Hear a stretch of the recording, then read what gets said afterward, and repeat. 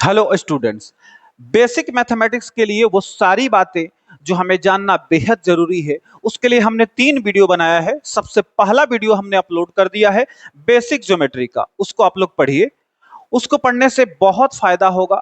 उसके बाद दूसरा पार्ट ये वाला है इसमें, और इसके बाद जो आएगा पार्ट, तीसरा पार्ट। इस तीनों पार्टों में आपका बेसिक मैथमेटिक्स पूरा कंप्लीट हो जाएगा और आपको बेसिक से संबंधित संभवतः कोई भी समस्या और परेशानी नहीं रहेगी। तो इसमें सबसे जो पहला टॉपिक है वो है बोर्ड मास। बात समझे? तो आइए शुरू करते हैं। 1 नंबर पर आएगा बोर्ड मास। अच्छा, तो इसका जरूरत कब पड़ता है? इसका जरूरत तब पड़ेगा जब एक ही क्वेश्चन के अंदर जोड़ भी आ जाए, घटाव भी आ जाए, गुना भी आ जाए, भाग भी आ जाए, कोष्टक भी आ जाए, यानी ब्रैकेट भी आ जाए, और का यानी ऑपरेटर भी आ जाए, तब इसका जरूरत पड़ेगा। क्या लिखेंगे? बी से क्या होगा सर? बी से होगा ब्रैकेट, यानी सबसे पहले कोष्टक। अच्छा, और कोष्टक में भी कौन सा कोष्टक पहले हल होगा? सबसे पहले होगा छोटा कोष्टक, उसके बाद मझौला, और उसके बाद बड़ा। बात समझे? आगे बढ़िए। अब ऑपरेटर यानी ऑफ, उसी को हिंदी में बोलते हैं का। बात समझे? उसके बाद डिवीजन यानी भाग, उसके बाद मल्टीप्लिकेशन, मल्टीप्लिकेशन यानी गुना,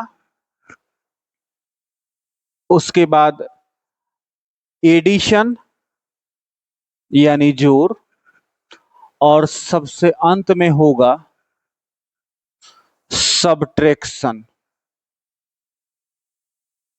यानी कि घटाव। बात समझे?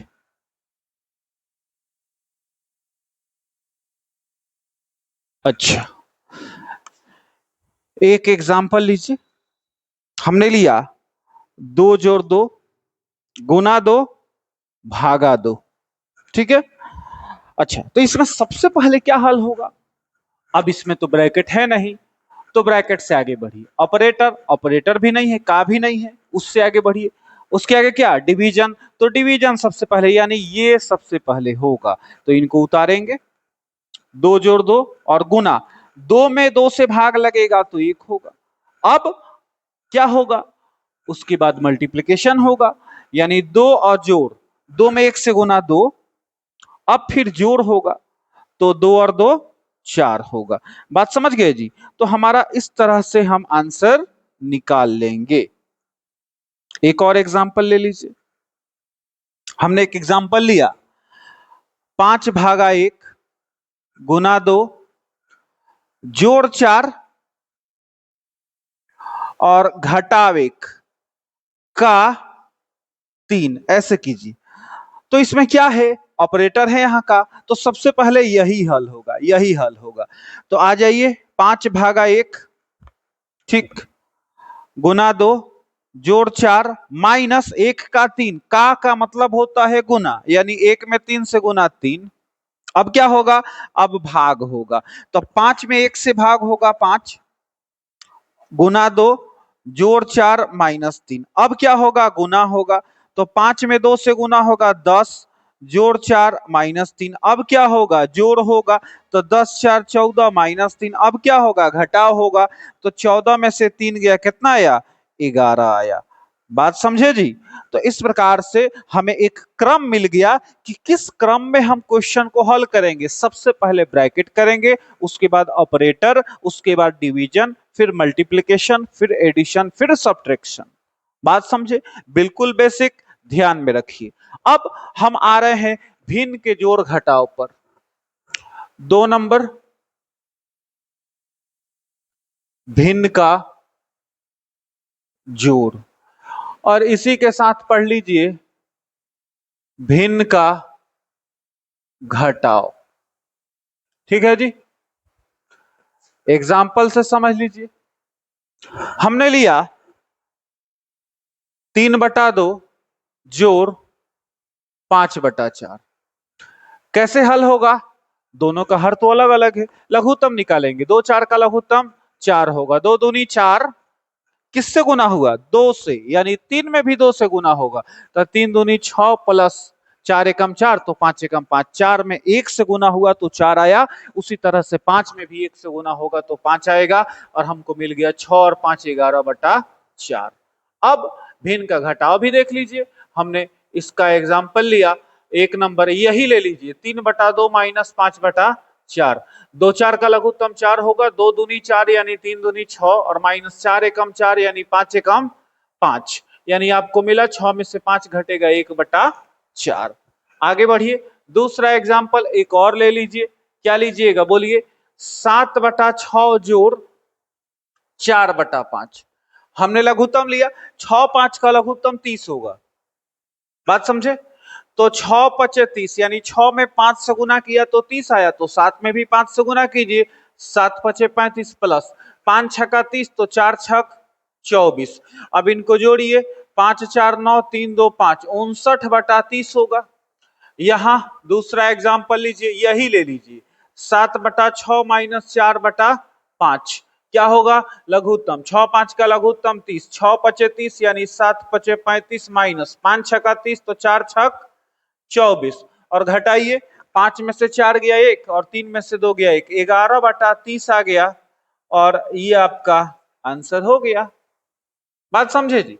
तो भिन्न का जोड़ और भिन्न का घटाव ऐसे बनेगा, उनके हरों का लघुत्तम ले लिया जाएगा। अगर हर असमान है तो लघुत्तम लेंगे, अगर असमान नहीं है, समान है, तो बस हर को एक जगह लिखिए और अंशों को जोड़ दीजिए।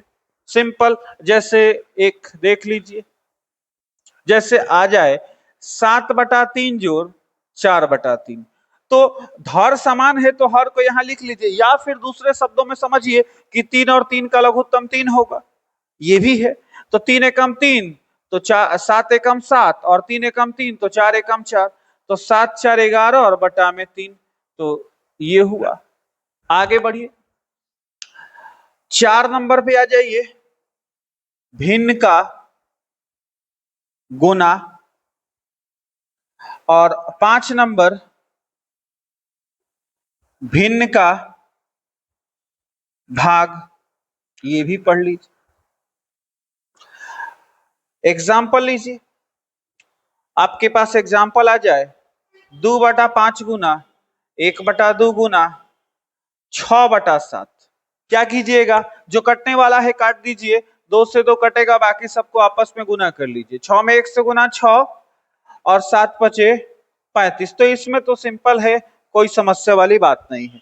इधर आइए, भिन्न का भाग। आप एक एग्जाम्पल लीजिए, मान लीजिए दिया है 5/2 भागा 1/2। बात समझे? तो होता क्या है कि 5/2 भाग पलटता है गुना में, है ना? होगा क्या? अंश का हर और हर का अंश बन जाएगा ये वाला, यानी 2/1 लिख देंगे, 2 से 2 कटेगा, 5/1 यानी 5 आंसर हो जाएगा। बात समझे जी? दूसरा एग्जाम्पल लीजिए, हमने लिया 3/2 भागा 1/2 और भागा 4/5, इस प्रकार से लिया। तो होगा क्या कि 3/2 रहेगा, भाग पलटेगा गुना में, तो इसका अंश का हर का अंश बनेगा, यानी 2/1, और इसका भी वैसे ही पलटेगा, तो 5/4 हुआ। 2 से 2 कटेगा और बाकी सबको गुना कर लीजिए, 3 5 15 और बटा में 4। तो ये आपका हो गया। बात समझ रहे हैं?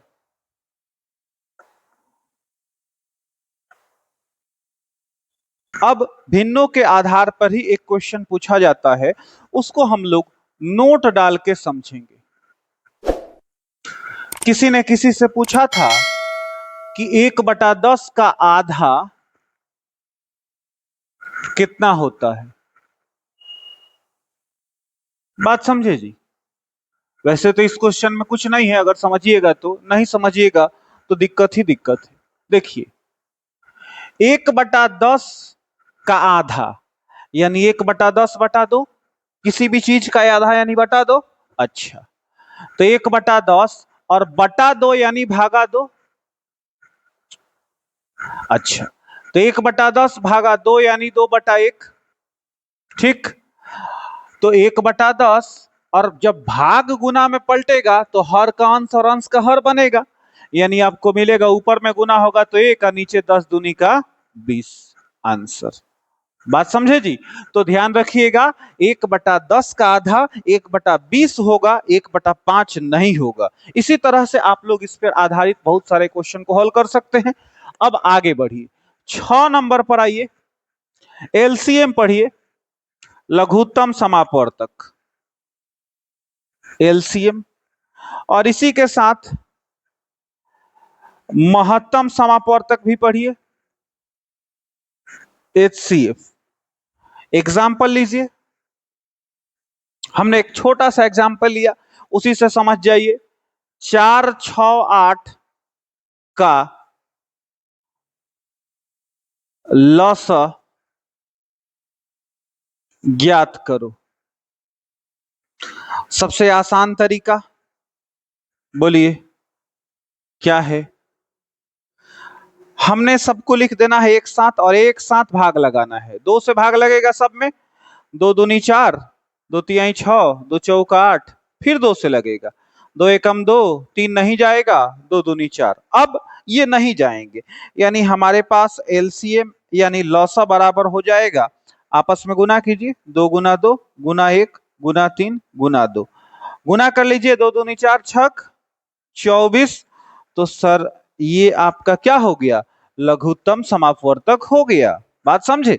इसके बाद एक एग्जाम्पल महत्तम समापवर्तक का भी लीजिए। हमने लिखा 18 तथा 20 का मौसा ज्ञात करो। आसान तरीका, भाग विधि, भाग लगाएंगे, एक मर्तबे जाएगा, 18 एकम 18 घटेगा 2 आएगा। अब पलट दीजिए, इस 18 को यहां लाइए, यही तो तरीका है मौसा निकालने का। 2 नवा 18, क्या गया? 0 आ गया। तो इसका भाजक जो होगा वो मौसा होगा, यानी कि अतः मौसा बराबर 2। भाजक क्या है? 2 है। ठीक है जी, तो ये आंसर हो गया। आगे बढ़िए,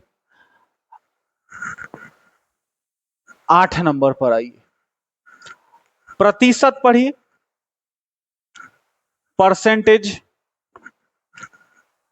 एग्जाम्पल लीजिए, 2-3 एग्जाम्पल लीजिए, उसी से समझ लीजिए।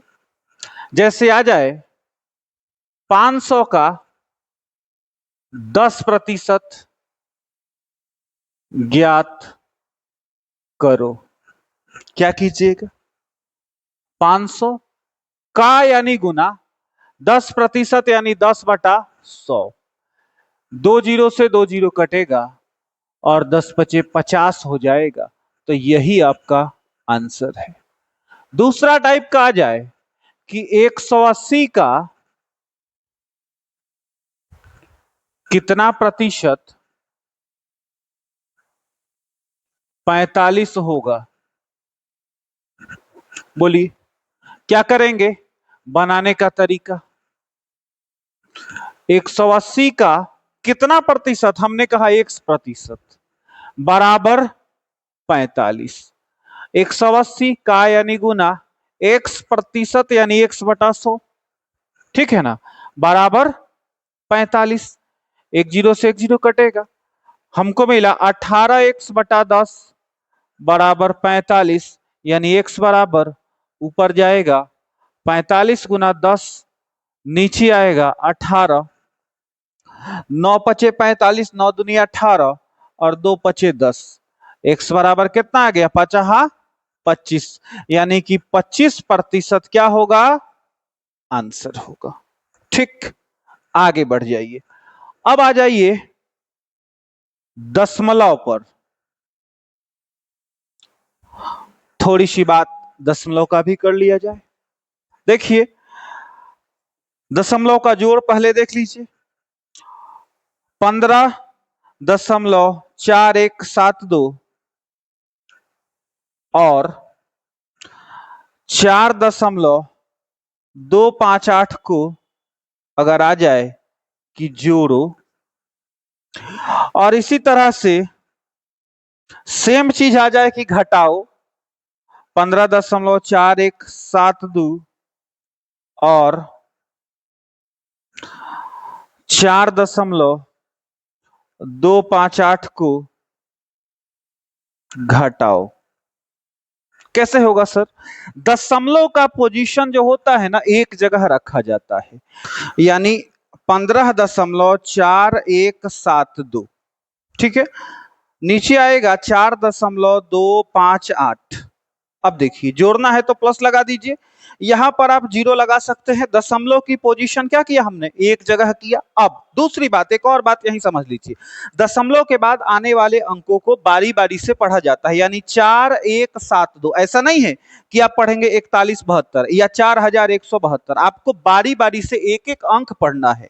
अब जोड़ लीजिए, 2 में 0 जोड़ा जाएगा 2, 8 7 15 के 5 हार्सिल 1, 5 1 6 1 7, 4 2 6 और यहाँ पे 5 4 9, 1 की 1। तो ये हो गया आंसर। इधर आइए घटाइए, यहां भी दशमलव का पोजीशन सेम रहेगा, यानी 15.4172 और यहाँ पे 4.258 माइनस, यहाँ पे आप जीरो लगा सकते हैं।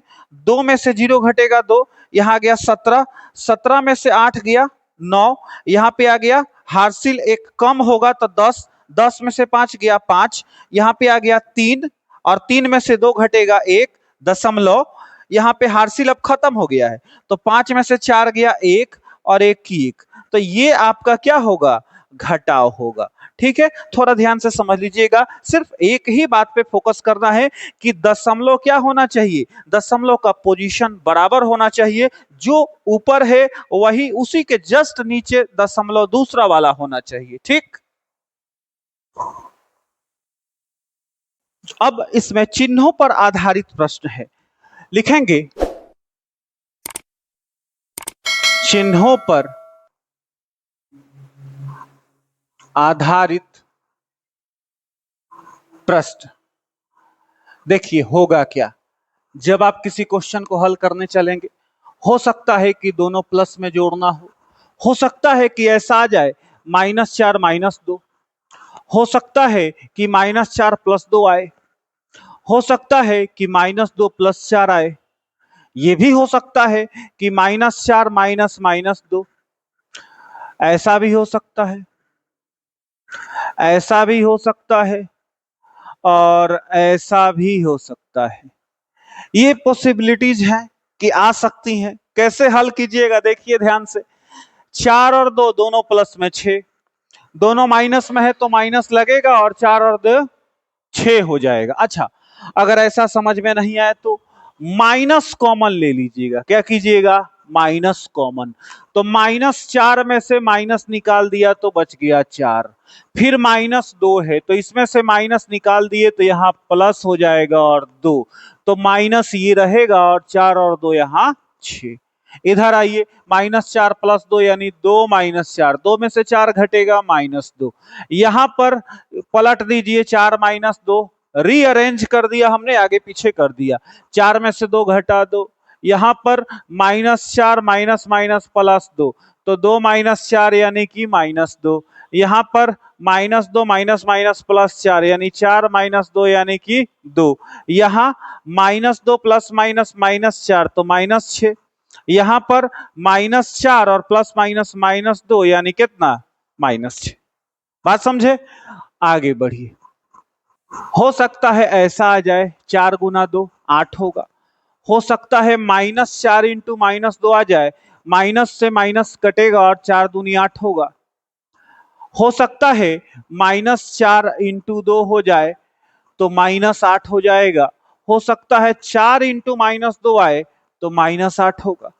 भाग में भी ऐसी पॉसिबिलिटी हो सकती है, यानी ऐसा 4/2, कैसे लिखेंगे, 4/2 यानी 2, हो सकता है ऐसा हो, इसको लिखेंगे -4/-2, माइनस से माइनस और 2 दूनी 4 यानी कितना, 2, ऐसा भी हो सकता है, लिखेंगे -4/2 और 2 दूनी 4, कितना मिलेगा, -2, ऐसा भी हो सकता है, यानी 4/-2, 2 दूनी 4, यानी यहां भी कितना आएगा, -2 आएगा। तो ये हमने क्या लिखा, चिन्हों पर आधारित प्रश्नों को लिखा और समझा। ठीक है, आगे बढ़ जाइए, 11 नंबर पर आइए। क्या है, कुछ इंपॉर्टेंट बातें जो जरूरी है। हेडिंग हमने डाला इंपॉर्टेंट नोट्स। 1 नंबर आएगा, अगर 1 का पावर कोई भी संख्या आ जाए ना, तो उसका मान हमेशा 1 ही होगा। एग्जाम्पल लीजिए, जैसे आ जाए 1 का पावर 5, उसका भी मान 1। जैसे आ जाए 1 का पावर 100, उसका भी मान 1। जैसे आ जाए 1 का पावर -5, उसका भी मान 1। बात समझे ना। आ जाए 1 का पावर √3, उसका भी मान 1 होगा। बात समझे, आगे बढ़ जाइए, दूसरे नोट पर आ जाइए। दूसरे नोट में हमको क्या पढ़ना है, -1 से संबंधित। -1 का पावर अगर सम संख्या हो तो इसका मान हमेशा प्लस में आएगा, और -1 का पावर अगर विषम संख्या हो तो इसका मान हमेशा -1 होगा। बात समझे जी। इसको थोड़ा और बढ़िया से लिख लीजिए, -1 का पावर इवन नंबर, इंग्लिश में भी लिख लीजिए कि बेहतर समझ में आएगा। -1 के पावर ऑड नंबर, इसका मान हमेशा -1 होगा। एग्जाम्पल देख लीजिए, -1 के पावर 100, -1 के पावर 99, -1 के पावर 5। सम है तो 1 होगा, ये विषम है तो -1 होगा, ये विषम है तो -1 होगा। ये हमारा आंसर आ गया। ठीक, अब 3 नंबर नोट पर आ जाइए। क्या, किसी भी चर या अचर का, है ना, यानी एक्स वाई का या 1 2 का, है ना, संख्याओं का, चाहे एक्स वाई जेड किसी का भी, अगर पावर 0 आ जाए तो उसका मान हमेशा कितना होता है, 1 होता है।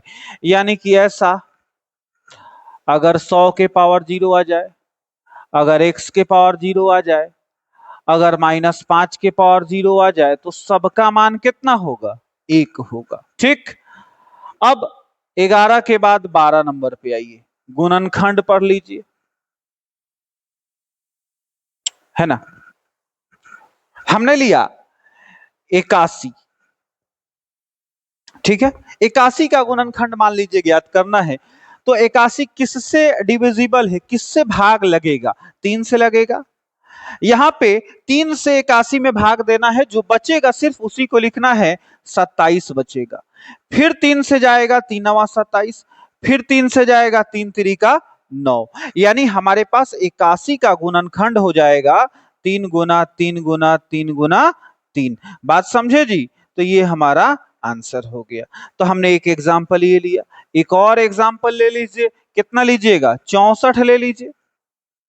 2 से भाग लग जाएगा तो 32 होगा, फिर 2 से भाग लगेगा, 16 दूनी 32, फिर 2 से भाग लगेगा, 16 में 2 से भाग लगाएंगे तो 8 बचेगा, फिर 2 से 4 बचेगा, फिर 2 से 2 बचेगा। अब ये नहीं जाएगा, सिर्फ 2 से ही जाएगा, और 2 चूंकि एक अभाज्य संख्या है इसलिए उसके बाद हम नहीं ले जाएंगे, उतना ही छोड़ देंगे। अब हमारे पास बचेगा 64 बराबर 2 गुना 2 गुना में 2 गुना में 2 और गुना 2 गुना 2। तो ये हमारे पास आ गया है 64 का गुणनखंड, या यूं कहें कि अभाज्य संख्या है सारा का सारा, यानी अभाज्य गुणनखंड भी इसको बोल सकते हैं। ठीक, अब इसके बाद अगला टॉपिक हमारा बहुपद है। बहुपद के पहले एक बात पढ़ लीजिए, चर और अचर। देखिए, अचर क्या होता है, जिसका मान फिक्स है।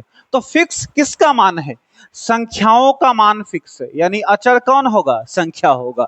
एग्जाम्पल ले लीजिए, कुछ भी, 1 2 -3 5/2 √3 0 इत्यादि इत्यादि, ये सब क्या हो गए, अचर हो गए। अब चर पे आइए, इसका मान फिक्स नहीं है, यानी कौन, एक्स वाई जेड, इस प्रकार वाले। अब बहुपद पे आ जाइए। बहुपद परिभाषा क्या होता है बहुपद का, देखिए सुनिए। चर और अचर को मिला दिया जाए तो मिलाने के बाद जो बनेगा वही बहुपद होगा। बात समझे, ठीक से लिख लीजिए। चर और अचर के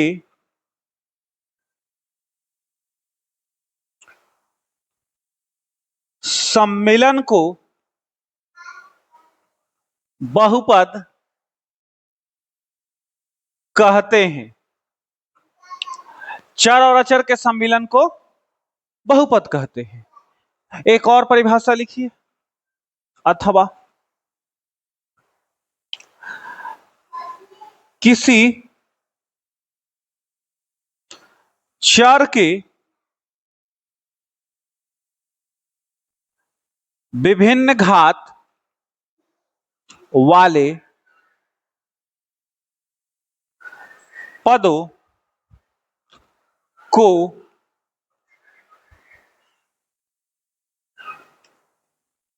एकत्रित करने पर प्राप्त व्यंजक बहुपद कहलाता है। बात समझे जी।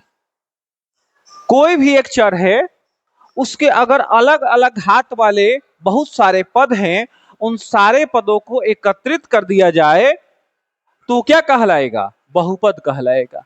एग्जाम्पल लीजिए। एग्जाम्पल हो जाएगा हमारा x square plus 6x plus 5 और एक्स के पावर 2 माइनस 1 इत्यादि। आगे बढ़िए। 15 नंबर आएगा बहुपद का घात। बहुपद का घात। अब बहुपद का घात क्या होता है, इधर सुनिए। पहले जिस बहुपद की बात करेंगे ना, उस बहुपद में जो चर है, उस चर की जो सबसे अधिकतम घात होगा उसे ही बहुपद का घात कहेंगे। तो क्या लिखें भाई, शॉर्टकट में लिख लीजिए, बराबर चर का अधिकतम घात। ठीक है, इन्हीं एग्जाम्पल को लीजिए। जैसे मान लो दिया है x square plus 6x plus 5। इसमें कोई पूछे कि बहुपद का घात क्या है, तो इसमें अधिकतम घात क्या है, 2 है, यानी बहुपद का घात 2। दूसरा एग्जाम्पल लीजिए। लिखा है 3x square minus 2x cube plus 6x minus 1। इसमें कोई पूछे कि बहुपद का घात क्या है।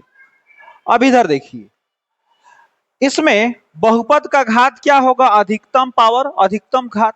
तो सबसे बड़ा घात इसमें कौन है, 3 है, यानी बहुपद का घात बराबर कितना हो जाएगा, 3 हो जाएगा। कितना हो जाएगा, 3 हो जाएगा। अब आगे बढ़ जाइए, इधर आ जाइए। 16 नंबर, क्या, बहुपद होने का शर्त। बहुत इंपॉर्टेंट है, बहुपद होने के शर्त। क्या है शर्त, बहुपद होने का शर्त सिर्फ एक ही है। क्या, बहुपद में प्रत्येक चर का घात जो होना चाहिए ना, वो क्या होना चाहिए, पूर्ण संख्या होना चाहिए। अच्छा, पूर्ण संख्या का मतलब है कि 0 हो तो चलेगा, 1 हो तो चलेगा, 2 हो तो चलेगा, 3 हो तो चलेगा, ये सब चलेगा। लेकिन कौन नहीं चलेगा, -1 नहीं चलेगा, -2 नहीं चलेगा, √3 नहीं चलेगा, भिन्न वाला नहीं चलेगा। तो अगर पूर्ण संख्या हो जाएगा तो बहुपद क्या होगा, बहुपद होगा, नहीं तो नहीं होगा। एग्जाम्पल लीजिए। 5 एग्जाम्पल लीजिए। लिखिए x square plus 2x plus 5 number एक, x square plus 2√x plus 5, और लिखिए एक्स स्क्वायर प्लस एक्स के पावर -1 प्लस 6, और 2x square plus 1/x plus 1, और वाई स्क्वायर प्लस √2y और प्लस का 1। अब समझिए ये x में बहुपद है और x का घात क्या है, यहां 2 है, यहां पे कितना है 1 है, और यहां पे कितना है, आप थोड़ा सा ध्यान दीजिए, एक्स स्क्वायर प्लस 2x के पावर 1 प्लस 5 इंटू एक्स के पावर 0, एक्स के पावर 0 यानी कितना 1, यानी कि बहुपद का घात है 0 1 और 2, है ना, सॉरी बहुपद का घात नहीं, इसमें चर का घात, बहुपद का घात तो 2 है, सबसे बड़ी घात कितना है 2 है। तो हमने यहां देखा ये सब के सब पूर्ण संख्या है, यानी कि क्या है बहुपद है। यहां पे हमने देखा रूट में है, ये रूट में एक्स है, यानी कि ये ऐसा हो जाएगा एक्स स्क्वायर प्लस 2 और रूट एक्स का मतलब एक्स के पावर 1/2 और प्लस का 5, यहां पर एक्स का पावर बट्टा में है, भिन्न है, पूर्ण संख्या नहीं है, यानी बहुपद नहीं है। आगे बढ़िए, यहाँ पे ऋणात्मक है, पूर्ण संख्या नहीं है, यानी बहुपद नहीं है। यहाँ पे 1/x है, यानी इसको लिखेंगे तो 2x स्क्वायर प्लस एक्स के पावर -1 प्लस 1 होगा। यहाँ पे पावर ऋणात्मक है, यानी पूर्ण संख्या नहीं है, यानी बहुपद नहीं है। यहाँ पे आए देखे y का घात 2, y का घात 1, यहाँ पर x का y का घात 0, कैसे भाई, ऐसे y स्क्वायर प्लस √2y के पावर 1 प्लस 1 इंटू y के पावर 0, यहां पे सब के सब पूर्ण संख्या है, यानी बहुपद है। बात समझे, आगे बढ़ जाइए, 16 के बाद 17 नंबर पे आइए। 17 नंबर हम पढ़ेंगे बहुपद का मानक रूप, बहुपद का मानक रूप। अब ये क्या होता है भाई, लिखिए बहुपद के घातों का घटते या बढ़ते क्रम में सजाना बहुपद का मानक रूप कहलाता है।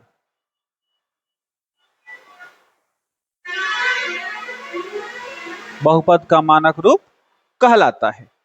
एग्जाम्पल लीजिए, हमने लिया एक number x square plus 5x³ plus 6x -1, कोई बोले कि इसका मानक रूप क्या होगा,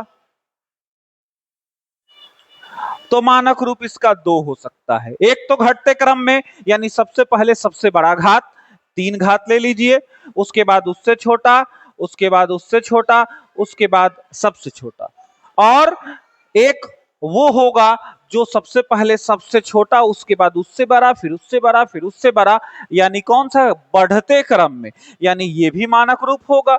-1 साइन के साथ उठेगा, ये -1 plus 6x plus x square और प्लस का 5x³। ठीक, अब दूसरा एग्जांपल लीजिए, हमने लिया x के पावर 4 प्लस 6x² -5। अब इसमें देखिए इसका मानक रूप कौन सा होगा भाई, एक तो मानक रूप वो होगा जो वो लिखा है, किस क्रम में लिखा है, घटते क्रम में, 4 2 0, है ना, यानी कि x के पावर 4 प्लस 6x² और -5, एक तो मानक रूप में है, और दूसरा मानक रूप कौन होगा, बढ़ते क्रम में, यानी -5 प्लस 6x² प्लस x के पावर 4, तो ये भी मानक रूप में हो गया। ठीक है जी, बढ़िया से नोट कीजिए। इसमें अब है गुणांक, ये बार बार आता है, थोड़ा सा बेहतर से समझ लीजिए, बल्कि लिख लीजिए ठीक से। गुणांक किसी पद में गुना करने वाली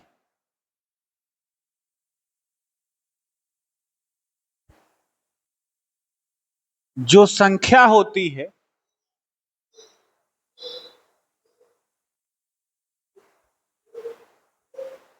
उसे गुणांक कहते हैं। बात समझे? अब इसको बेहतर तरीका से हम आपको एग्जाम्पल से बता सकते हैं, दूसरा कोई उपाय नहीं है। एग्जाम्पल लीजिए, हमने दो एग्जाम्पल लिया, सिर्फ दो एग्जाम्पल। एक है एक्स क्यूब प्लस 6x², बल्कि 2x क्यों लीजिए, प्लस 9x प्लस 5, और एक लिया x के पावर 2 माइनस 6x प्लस 5। यहां पर एक्स क्यू का गुणांक बराबर। अब बताइए कि एक्स क्यू में किससे गुना हुआ है, बोलिए। 2 से हुआ है, यानी एक्स क्यू का गुणांक 2। कोई पूछे x² का गुणांक बता दीजिए, इसी बहुपद में x² में किससे गुना हुआ है, 6 से, तो 6। कोई पूछ दे x का गुणांक, x में किससे गुना हुआ है, 9 से। अब जो सबसे लास्ट वाला है वो होता है अचर पद, कितना, 5। कितना, 5। आगे बढ़िए, इस पर आइए। x² का गुणांक बराबर। अब जब x² अकेला रहे, कोई अन्य संख्या बगल में नहीं दिखे, तो हम क्या कहेंगे कि इसमें जरूर 1 से गुना हुआ होगा, तभी 1 नहीं दिख रहा है, यानी x² का गुणांक कितना, 1। अच्छा, अब x का गुणांक बोलिए, चिन्ह के साथ संख्या उठाएंगे। x में किससे गुना हुआ है, -6 से, और अचर पद